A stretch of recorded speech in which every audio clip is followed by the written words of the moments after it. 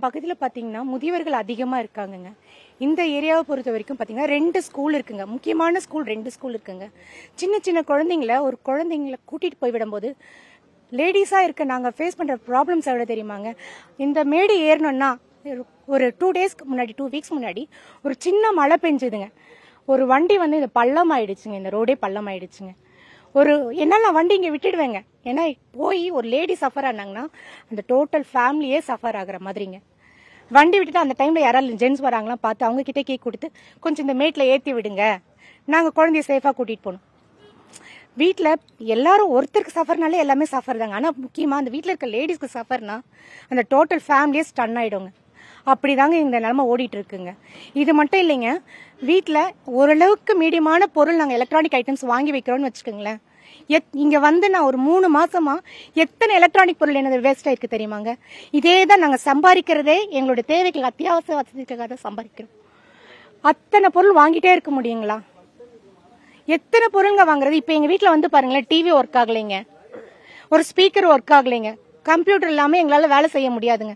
Computer இப்போ நீங்கள் இப்போன்னு இருக்குங்க. இந்த மாதிரி நாங்கள் செலவு பண்ண பொருட்களுக்கே செலவு பண்ணிட்டு இருந்தா நாங்கள் எப்போங்க அடுத்த கட்டத்துக்கு வாழ்க்கையில் முன்னேறது?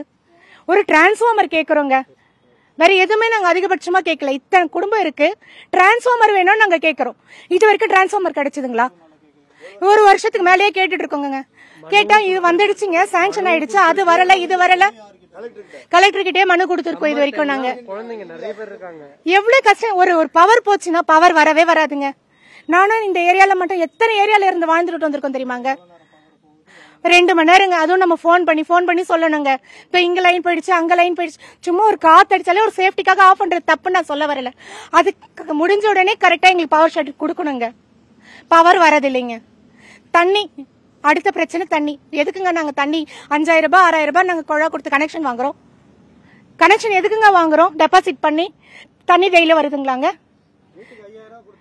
ஏங்க வரல தண்ணி? வரி கட்டுங்க. போய் நின்னா எங்க மேல எக்ஸ்டென்ஷனுக்கு வீடு வாங்கணும், வரி இதெல்லாம் கட்டினாதாங்க எங்களுக்கு அடுத்த ப்ராசஸ் போகுது. அப்ப நாங்க வரி கட்டுறோம்ல, அந்த ப்ராசஸ் நீங்க கரெக்டா எங்க கிட்ட இருந்து கலெக்ட் பண்றீங்க இல்லையா? அப்ப என்ன பண்ணணும்? எங்களுடைய அத்தியாவசிய தேவைகளை பூர்த்தி பண்ணி தரணும் இல்லைங்களா? இது வரைக்கும் தண்ணி வரதில்லைங்க. குழா தண்ணி சும்மா ஒரு மேஜிக் பண்ற மாதிரி குழா இருக்குங்க எங்க வீட்டுல, தண்ணி வரதில்லைங்க. அப்ப எதுக்குங்க நான் வரி கட்டணும்? நான் வரி கட்டலன்னா என்ன விட்டுருவீங்களா?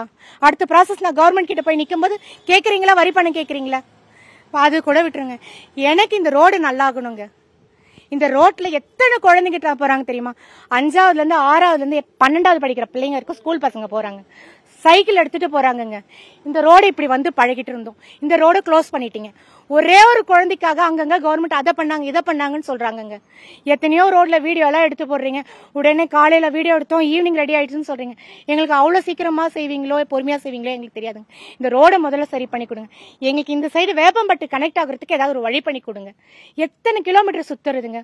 ஒரு அத்தியாவசிய பொருள், ஒரு பால் வாங்குறதுக்கோ, ஒரு காய்கறி போறதுக்கோ, ஒரு மருந்து வாங்குறதுக்கோ எப்படி தெரியுமாங்க சுத்த வேண்டியதா இருக்கு. மலை கிராமத்துல கூட கிட்டையா இருக்கும் போல இருக்குங்க.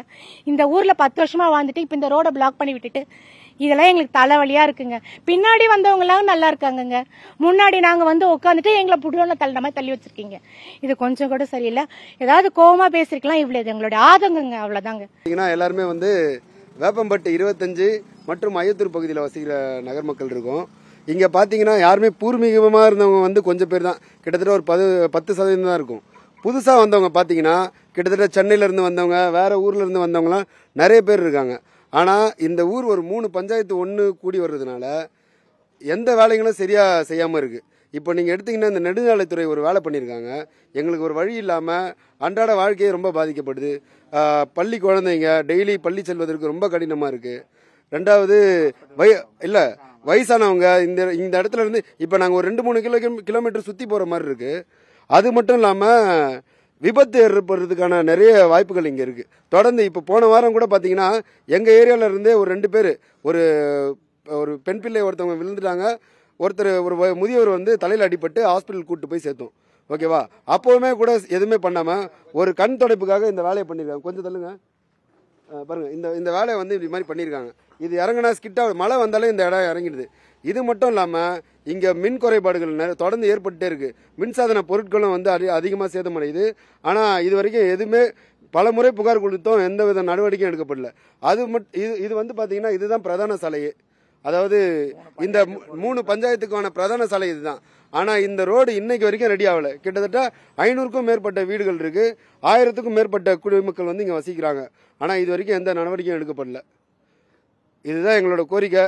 கலெக்டரும் சரி ஏதாவது ஒரு நடவடிக்கை எடுத்து மக்களுக்கு ஏதாவது இதெல்லாம் சரி பண்ணி தரணும்னு கேட்டுக்கிறோம். நாங்கள் கலெக்டர்லாம் மனெல்லாம் கொடுத்துருக்கோம் சார்.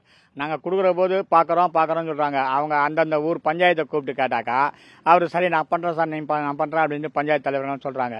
இருந்தாலும் நாங்கள் போய் தனிப்பட்ட முறையில் போய் பார்க்குற போது அது ஐத்தூர் பஞ்சாயத்துப்பா, நாங்கள் பண்ண முடியாது, நீங்கள் அவர்கிட்ட போய் கேளுங்க.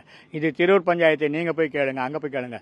இது வேப்பம்பட்டு பஞ்சாயத்து வேணால் நான் போட்டு தரேன் அப்படின்னு சொல்லிட்டு அவரும் சொல்லி பல வருஷமாக சொல்லி அதுக்கப்புறம் இப்போ தான் ஒரு வருஷத்துக்கு முன்னாடி தான் இந்த சிமெண்ட் ரோடை போட்டார். அந்த சிமெண்ட் ரோடு போட்டதுனாலையும் அரைகுறையமாக போட்டிருக்காங்க. அதுவும் ஃபுல்லாக லென்த்து அப்படி இது பண்ணிட்டு இருந்தாலும் பரவாயில்ல. அவங்க அரைகுறையாக போட்டு இது பண்ணுறதுனால அந்த ஜனங்க வந்து இந்த மழை பெஞ்சதுன்னா ஃபுல்லாக தண்ணி நிற்கிது. அந்த சிமெண்ட் ரோடில் இருக்கிற வரைக்கும் போகிறாங்க வராங்க. அதுக்கப்புறம் தண்ணி அங்கங்கே நிற்கிறதுனால அவங்க நடக்கிறதுக்கெல்லாம் கஷ்டப்படுறாங்க. இந்த பாதிப்பெல்லாம் இருக்குது. இந்த பாதிப்புக்கெல்லாம் நம்ம வந்து அரசாங்கம் எதுவுமே சரி சாய்க்க மாட்டேங்குது. வரி கட்டுறோம், தண்ணி வரி கட்டுறோம், அப்புறம் வந்து வீட்டு வரி கட்டுறோம், எல்லாம் கட்டுறோம். அந்த பணம்லாம் என்ன ஆகுது? ஏதாவது பண்ணலாம். அட்லீஸ்ட் இந்த ரோடு வந்து கிட்டத்தட்ட நான் 15 வருஷமாக நான் போராடிட்டு இருக்கேன்.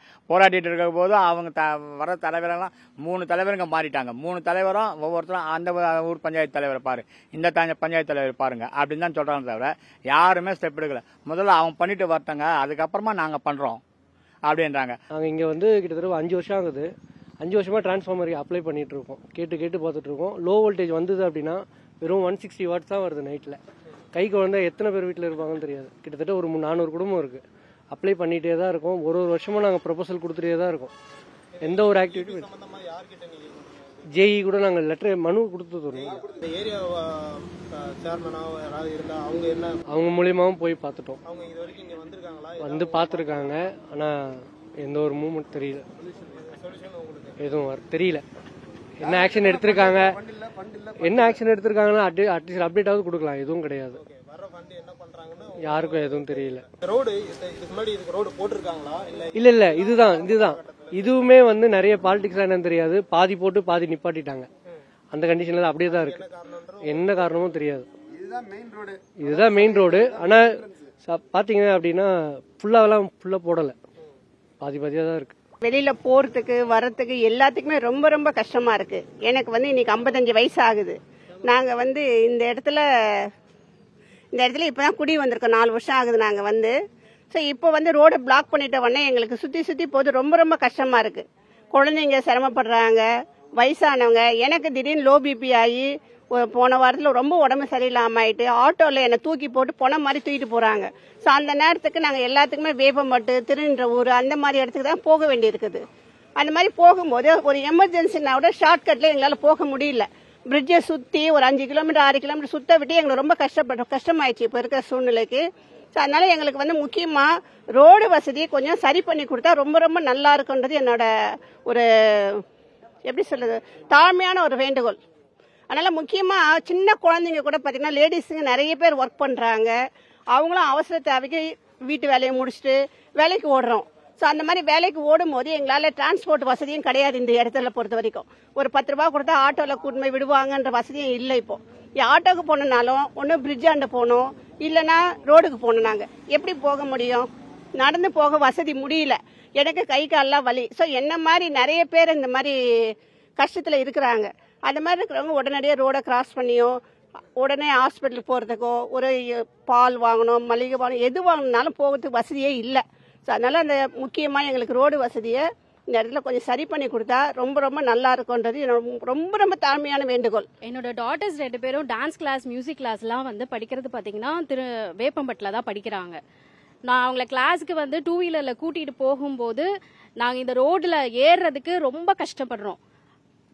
பிரச்சனை பார்த்தீங்கன்னா வண்டி ஏறவே மாட்டேங்குது. பசங்களை வச்சுட்டு வண்டி ஏறவே மாட்டேங்குது. ஸ்கிட் ஆகி பேக்வேர்ட்ஸில் தான் அது வருது. இந்த ரோடு பிரச்சனைனால ஆல்ரெடி ஏற்கனவே இதுல பாதிக்கப்பட்ட ஒரு லேடியும் ஒரு பெரியவரும் இருக்கிறாங்க.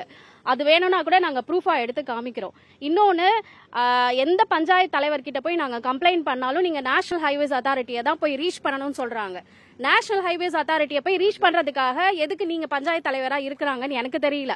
எங்களோட கிரீவன்சஸை வந்து நாங்க பஞ்சாயத்து தலைவர்கிட்ட தான் சொல்ல முடியுமே தவிர ஹைவேஸ் அத்தாரிட்டி கிட்ட போய் எங்களால சொல்ல முடியாது. அண்ட் மோரோவர் 10 வருஷத்துக்கு முன்னாடியே அவங்க அப்ரூவல் வாங்கியிருக்கிறதா சொல்றாங்க. அப்ரூவல் வாங்கினவங்க ஏன் பில்டர்ஸ்க்கு அதை இன்ஃபார்ம் பண்ணிருக்க மாட்டாங்களா அந்த பஞ்சாயத்து தலைவர்கள் எல்லாரும்? இன்னொன்னு, அந்த பஞ்சாயத்து தலைவர்கள் கிட்ட இந்த விஷயத்துக்கு பத்தி எங்க கிட்ட பேசினதும் கிடையாது. நாங்க எவ்வளவோ கம்ப்ளைண்ட் போய் நாங்க சொல்லியிருக்கிறோம். எலக்ட்ரிக்கல் இஷ்யூஸை பத்தி சொல்லியிருக்கிறோம், வாட்டர் ப்ராப்ளமை பத்தி சொல்லியிருக்கிறோம். ஈவன் இவ்வளோ ரொம்ப வருஷமா இந்த நகர்ல பாத்தீங்கன்னா டாக்ஸோ இல்லைன்னா வாட்டர் டாக்ஸோ ப்ராப்பர்ட்டி டாக்ஸோ எதுவுமே கட்டாம தான் இருந்தாங்க. இப்போ கொஞ்சம் வருஷமா தான் அதை பழக்கத்துக்கே கொண்டு வந்திருக்காங்க. ஸோ அப்படி நாங்கள் ரெகுலராக இப்போ ப்ராப்பர்ட்டி டாக்ஸ் வாட்டர் டாக்ஸ் கட்டுற இஷ்யூவை நாங்கள் எடுத்துகிட்டு போகும்போது கூட இந்த மாதிரி ஒரு ஹைவேஸ் வருது, இதனால உங்களுக்கு இஷ்யூஸ் இருக்கும்னு எந்த தலைவரும் எங்ககிட்ட வாயை திறந்து சொன்னதும் கிடையாது. இப்போ ரீசெண்டாக கூட இங்கே பிளாட்ஸ் எல்லாம் போட்டாங்க.